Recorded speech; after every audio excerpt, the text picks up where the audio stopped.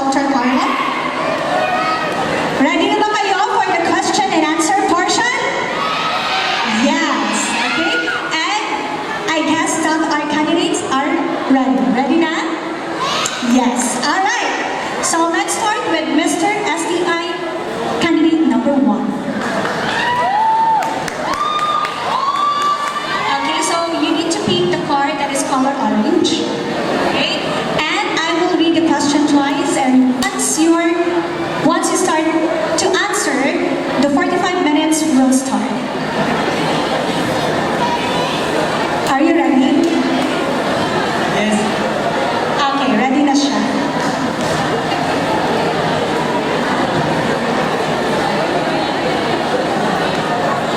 So again, I will read the question twice. Discrimination sometimes happens from different or schools. How can you promote respect and inclusivity in your community? Discrimination happens sometimes from different community or schools. How can you promote respect and inclusivity in your community? Once you're ready, you may start.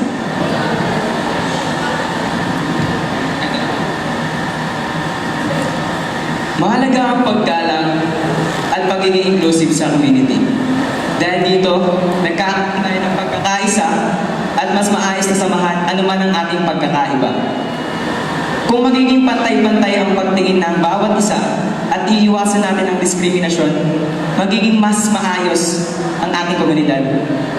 Kaya dapat lagi nating sisimulan sa ating sarili kung paano rumispeto at tanggap ng ibang tao. Muli, ako po si Sir CJ Nabay mula sa STI College, Ortigas, Cainta.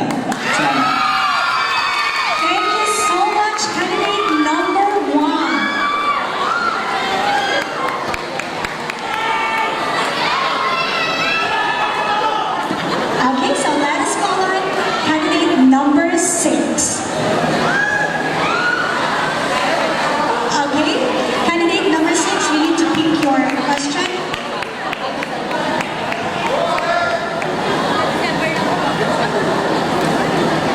Alright, so how are you? You're good. Okay, so are you ready? I'm always ready. Yeah, that's the spirit. Okay. I will read your question twice. As an STI student, how would you handle a situation where your personal values conflict with the values of the majority in your school or community?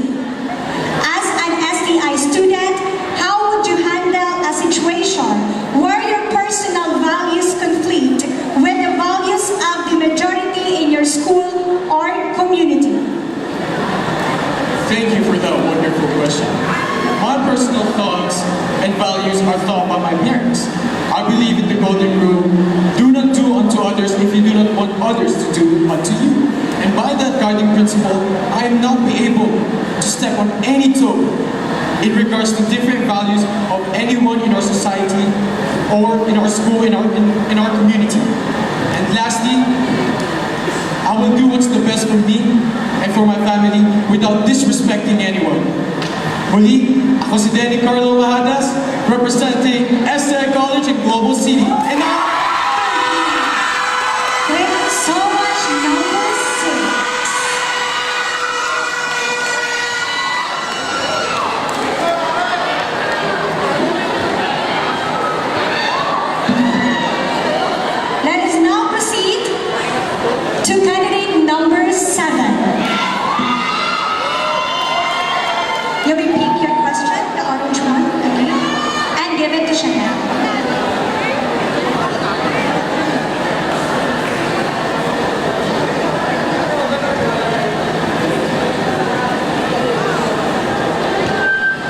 So your question is, I'll read your question twice, and once you start answering, your timer will start. If you had an ear of the president for 1 minute, would you tell him is the most urgent issue to address? Again, if you had the ear of the president for 1 minute, what would you tell him is the most urgent issue to address? Sasabihin Pangulo ay mas unahin niya ang edukasyon. Dahil ito ang susi sa pag-unlad ng bansa at sa magandang kinabukasan ng mga kabataan. Thank you. Thank you so much, candidate number 7. Last but not the least, for Mr. STI, may I call up number 8. You may pick the card that's on the orange. Alright. I will read your question twice. Once you start answering, your timer will start. In school, some students cheat just to get higher grades. How would you encourage your classmates to value honesty over confidence? Again, in school, some students cheat just to get higher grades. How would you encourage your classmates to value honesty over confidence? Thank you for that question. As a Mr. SCI, I would simply tell him or her to take it from me. Take it for someone who always believed that education has always been the way in order for us to be wanted to be, to have the life we always wanted to be. But I believe that education doesn't simply end with that purpose. I believe it provides us a sense of awareness, a grasp of reality, encouraging us to do better. And after all, we STIers are made to be more. Thank you.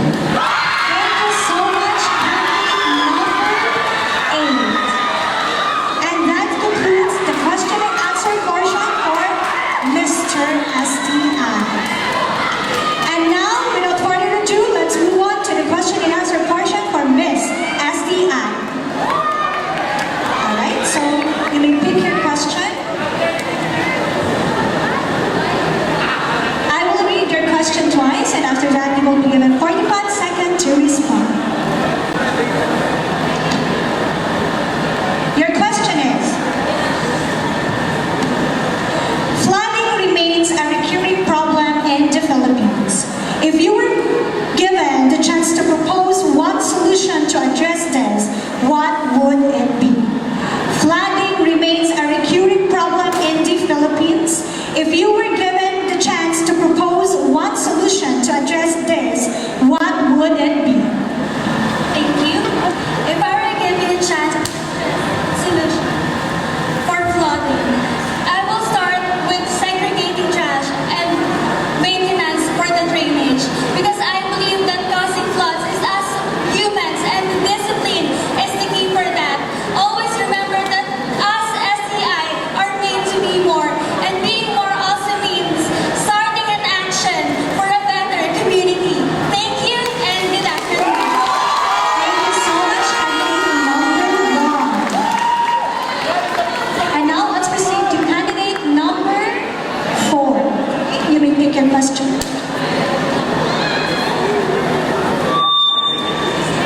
Alright. Again, I will read your question twice, and then you will be given 45 seconds to respond.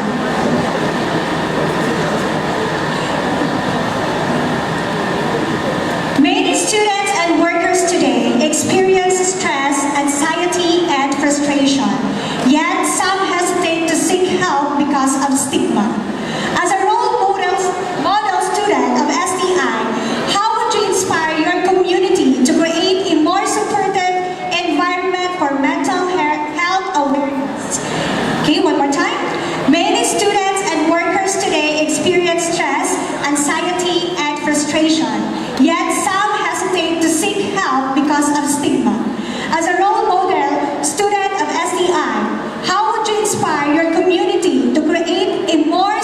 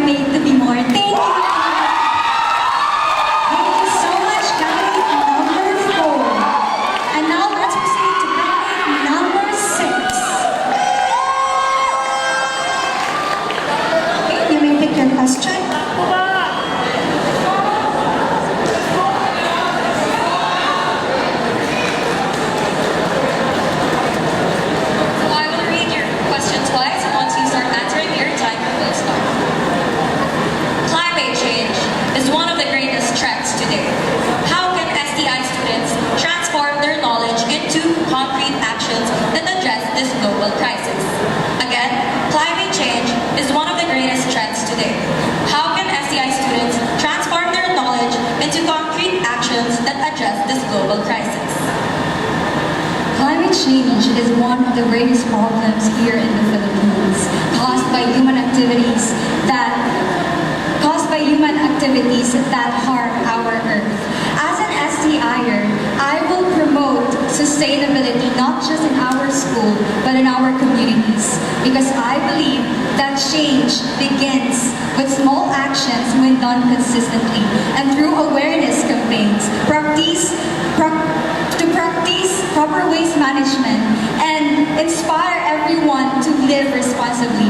And through this, we can turn our awareness into action and action into impact for a brighter future and better Philippines. Thank you.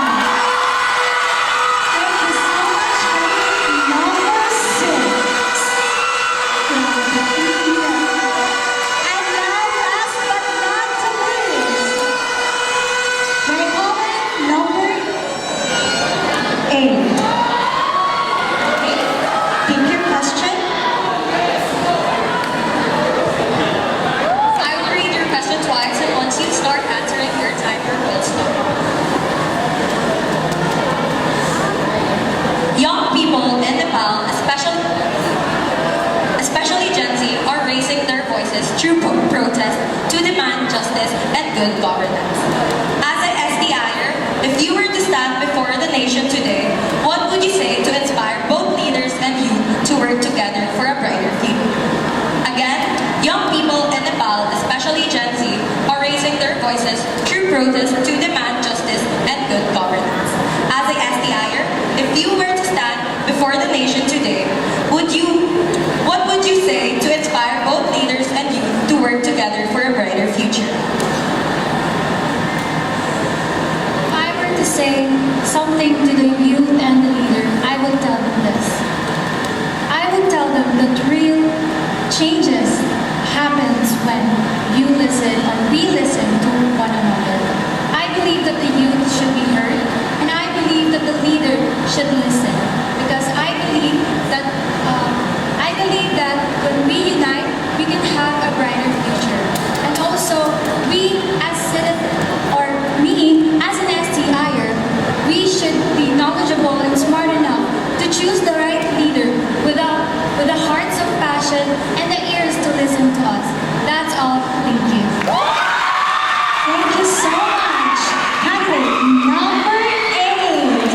And that concludes our question and answer portion. Let's give a big round of applause to our top 4 finalists for bravely sharing their thoughts and hearts tonight. Each of them has shown not just beauty and confidence, but also wisdom and authenticity, qualities that make them all unique. Their answers have inspired us, moved us, and reminded us that true beauty shines brightest when it comes from within. Now, the most difficult task lies in the hands of the judges. Because after those incredible answers, choosing our new Mr. and Miss STI 2025 won't be that easy. That is right. And again, thank you so much to our top 4 finalists. Pwede na kayo magpahinga muna sa likod. While our judges deliberate and finalize the scores, let us all take a deep breath and again, we want to welcome our top 4 finalists for Mr. and Miss STI 2025. Once again, please give them a round of applause.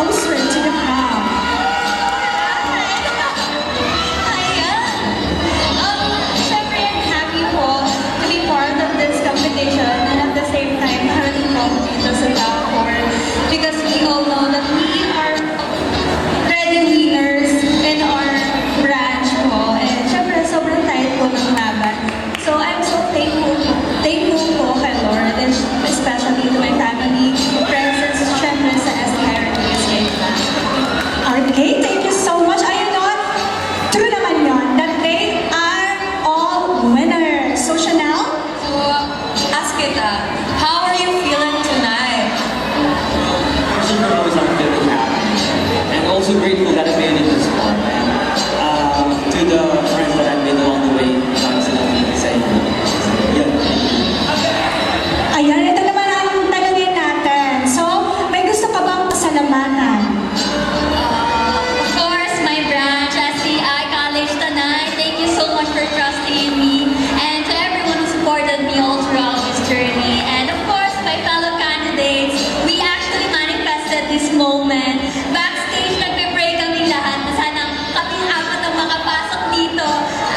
And I'm so happy na naging besties kami apat, even before kami makapasok ng top 4. Ayan. Ayan, di ba? Manifestation works, di ba? Minanifest daw nilang apat na sila yung top 4. And, tingnan nyo naman sila, di ba? Yes.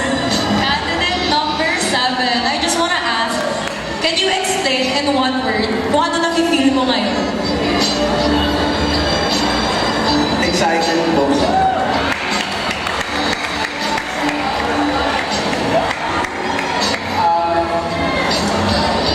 Hindi ko alam. Sobrang excited ko ngayon. Ayan, speechless siya. Oo. So, sobrang saya niya kasi nasa top 4 na siya, wala na siyang masabi. Okay, so, let's take an interview for candidate number 6. Okay, so candidate number 6, ano yung nafe-feel mo? Kasi in a moment, ma-announce na yung yung winner na magre-represent ng Cluster 1 and may gusto pa din bang pasalamatan?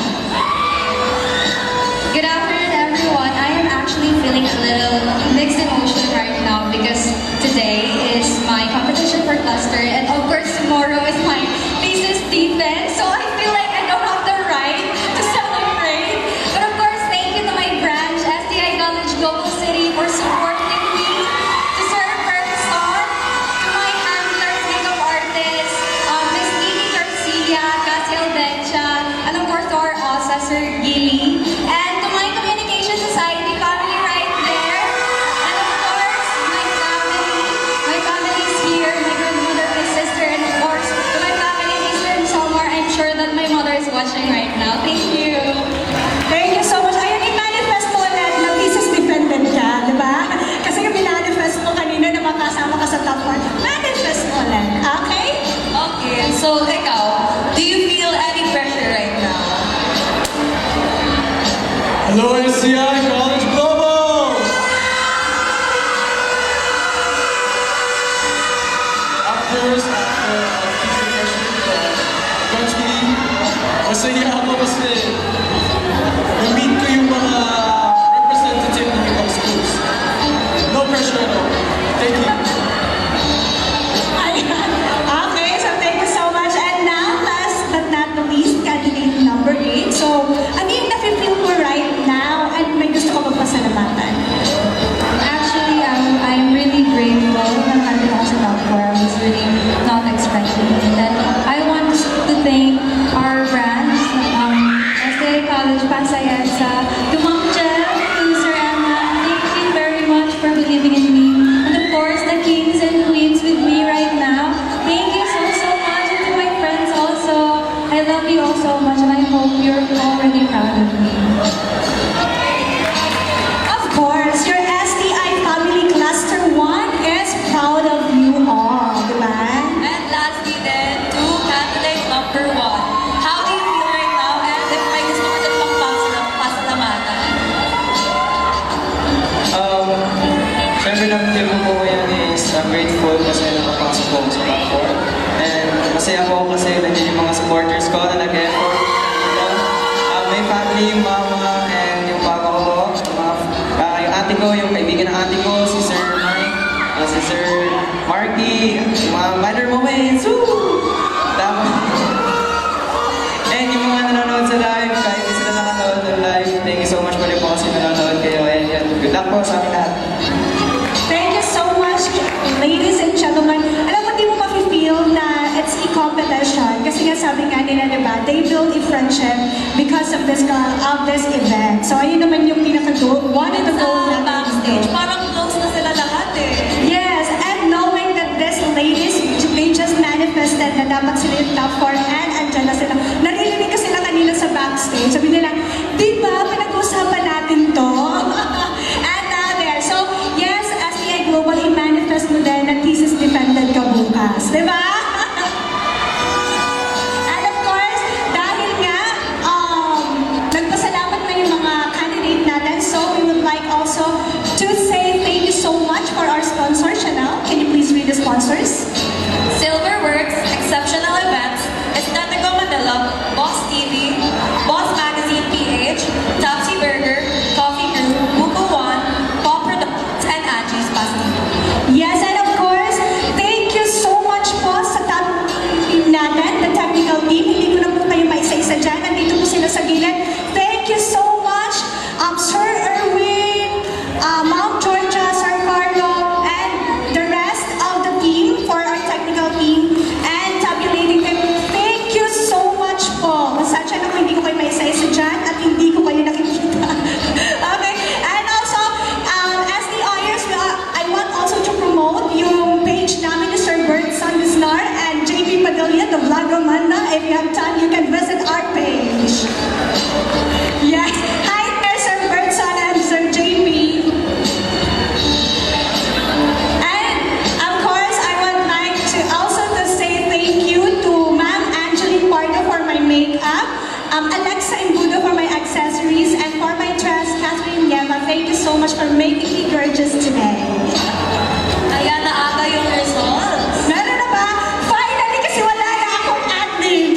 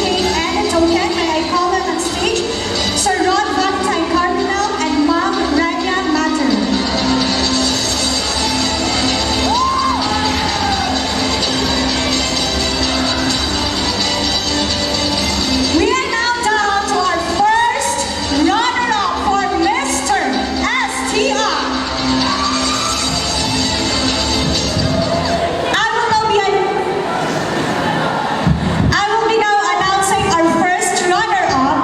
This also means that the two remaining candidates will proudly represent Cluster 1 in the national competition happening on November 21 at Pradera, Pampanga. And our Mr.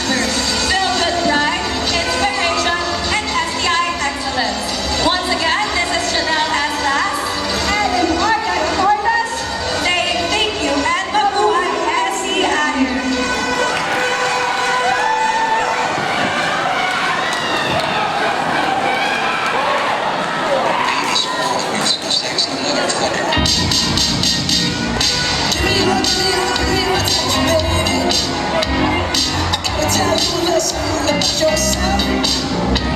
You're one of honest, who you a sexy lady, but you walk around here like you wanna be someone else. I know that you don't know it, but you find so fine, find so fine. I'm gonna show you if you want. Treasure is what you are. You're golden star. You can make my wish come true. You let me treasure you. You let me treasure you.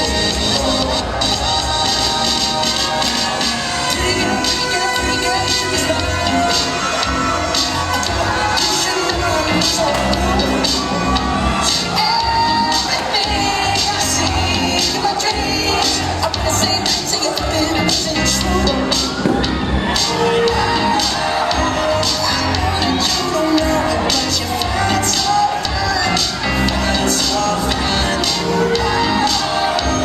I'm gonna show you if you want. Treasure is what you are. You're golden star. You can make my wish come true. You let me treasure you. You let me treasure you. You are my treasure.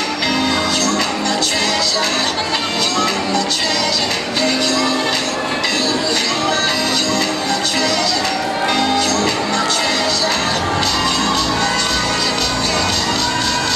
You are my treasure. You are my treasure. You are my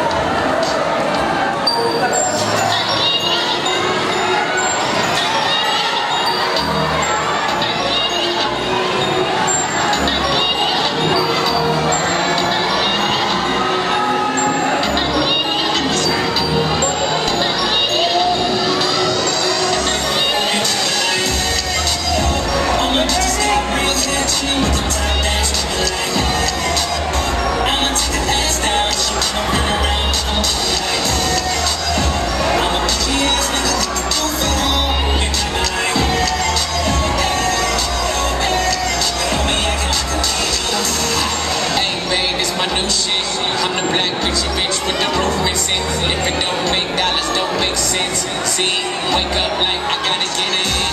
And I got an engine for a trunk space. I get money 3 ways, fucking bitches 3 ways. 7 different forms, plus she's no oblate. But I make that bitch walk with some cheesecake. I'm the coldest nigga I see. Looking in the mirror like I wish I could be me. She too into me, I'm more into money. My hobby, so I need that pussy for my hobby. I'ma eat it, I'ma eat it. I don't lie, hold my dick too conceited. I told her she my wife for the weekend. But don't be acting like I need you, cause we moving like. Yeah, all my bitches got real hair, chillin' with the top down, screaming like. I'ma take her ass down, she wanna run around. I'm a bitchy ass nigga, get the roof at home. We poppin' like. We poppin' like. Don't be acting like I need you. I'm in the Rolls, you don't roll right. My chain shine brighter than a strobe light. I'm tryna fuck Coco, this don't concern ice. If I'm on the ball, she gon' motorbike.